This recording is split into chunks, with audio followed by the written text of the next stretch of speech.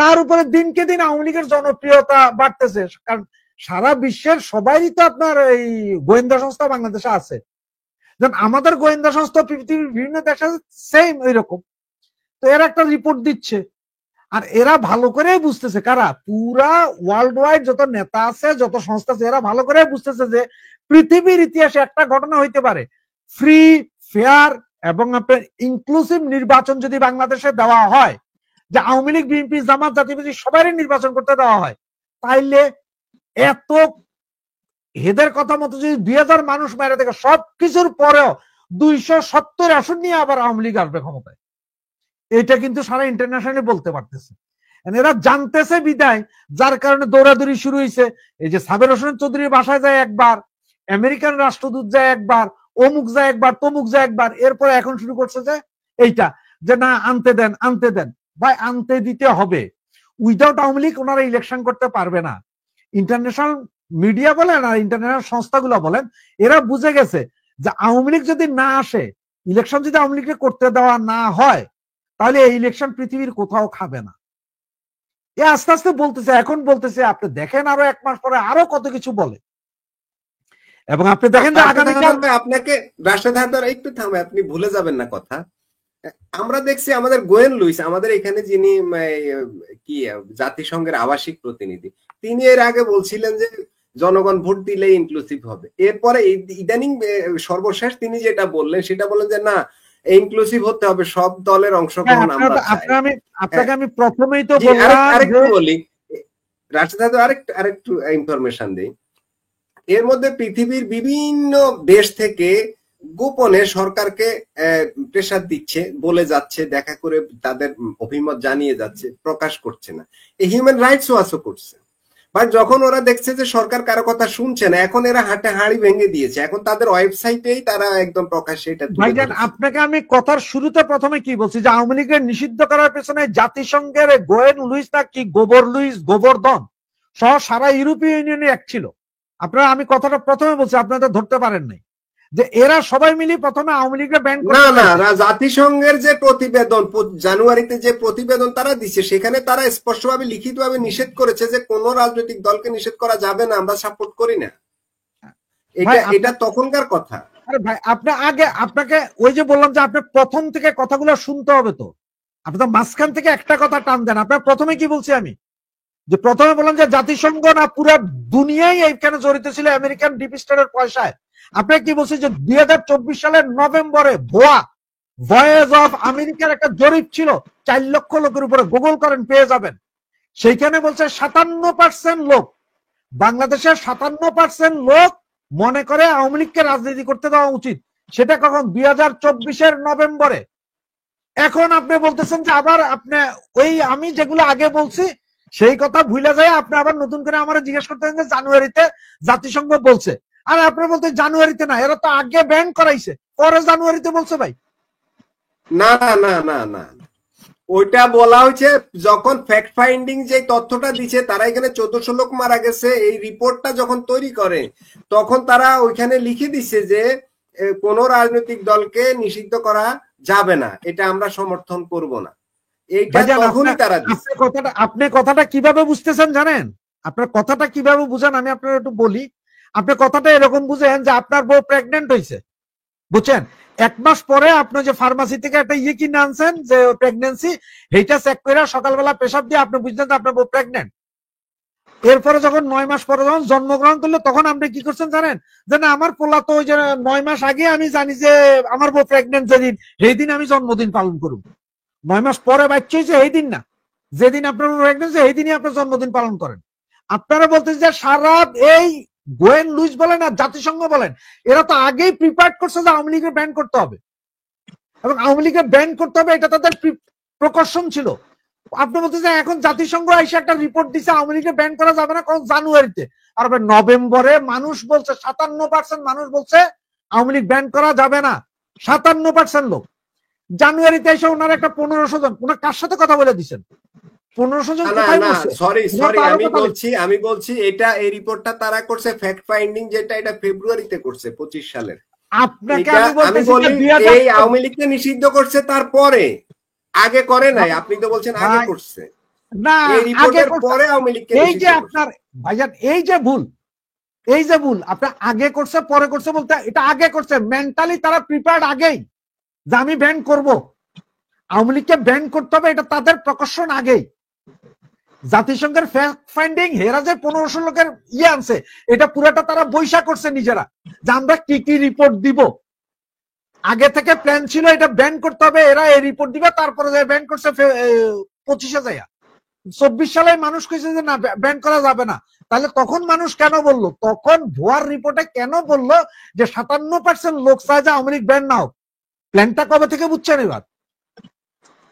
তার মানে কি আপনার কাছে কি মনে হয় যে 2024 ব্যান করতে চাইছে, ওইখানে বিভিন্ন দাবি উঠছিল এর আগে, ওটার জাতিসংঘ সাপোর্ট করে নাই। এইখানে জাতিসংঘ কন্টিনিউ সাপোর্ট করে আসছে। জাতিসংঘ যদি সাপোর্টই না করতো তাহলে ফরমাইশি রিপোর্ট কিভাবে দেয়? 1500 লোক সে কোত্থেকে পাইছিল? সে যেটা বলছে যে 700 জন মারা গেছে 5 তারিখের আগে, এই 700 জনের ভিতরে যে নাম আছে তার মধ্যে 286 জন তো আপনার গাজীটার। না না, তাদের রিপোর্টটা তো বিতর্কিত, এটা তো 100% বিতর্কিত, এটা নিয়ে অনেকেই বিতর্ক করে এবং এটা আরো বিতর্ক হবে। আমি ওটা বলি নাই, ওই রিপোর্টটা যখন তারা তৈরি করে ওই রিপোর্টেই, ওই বিতর্কিত ওই রিপোর্টেই তারা বলে গেছে যে কোন রাজনৈতিক দল, আওয়ামী লীগ মেনশন করে বলে নাই, কোন রাজনৈতিক দলকে নিষিদ্ধ করার পক্ষে তারা থাকবে না, এটা তখন বলে গেছে। কিন্তু সরকার ওইটা মানে নাই। সরকার পরবর্তীতে কি করছে, একটা নাটকীয় আন্দোলন কইরা ওদেরকে নিষেধ। ওরা যে রিপোর্ট দিছে ওইটা ঠিক ওই আমেরিকার মতো কথা, যে আমেরিকা যেমন কাতারে বলছে যে তুমি আমারে ভাড়া করে রাখো, তোমার দেশে কেউ আক্রমণ করবে না, আর তুমি আমাদের দূত। পৃথিবীর সমস্ত সন্ত্রাসী গোষ্ঠীর কর্মকাণ্ড কিন্তু কাতারে চলে। ইসরায়েলে যখন বোমা মাইরা দিছে তখন কিছু এটা বোমা মাইরা দিয়ে গেছে, আসলে আমরা জানতাম না, বুঝতে পারছে? কারণ ইসরায়েলে কিছু তুই বোমা মার, আর কাতারে কিছু আমরা আছি, কেউ তোমার বোমা মারবে না। তো এই জাতিসংঘ সেম, এরা আগেই।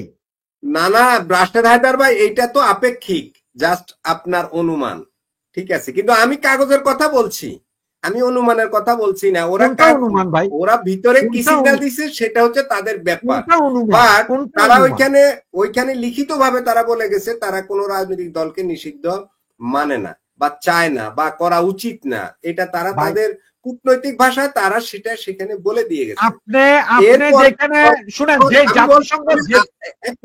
এক মিনিট, যখন সরকার দেখলো যে এইখানে জাতিসংঘের একটা সাজেশন আছে, হুট করে আওয়ামী লীগকে নিষিদ্ধ করা যাচ্ছে না, তখন তারা একটা আন্দোলন তৈরি করছে, বুঝাইতেছে যে এখানে একটা গণ দাবি আছে, দাবির মুখে আমরা করছি, আমাদের এটা করা ছাড়া আর কোনো পথ খোলা ছিল না। কৌশলে যেটা আমাদের ওই রফিক ভাই বলে, এটা নাটকীয় ভাবে এই জিনিসটা এইভাবে হয় এই আন্দোলন।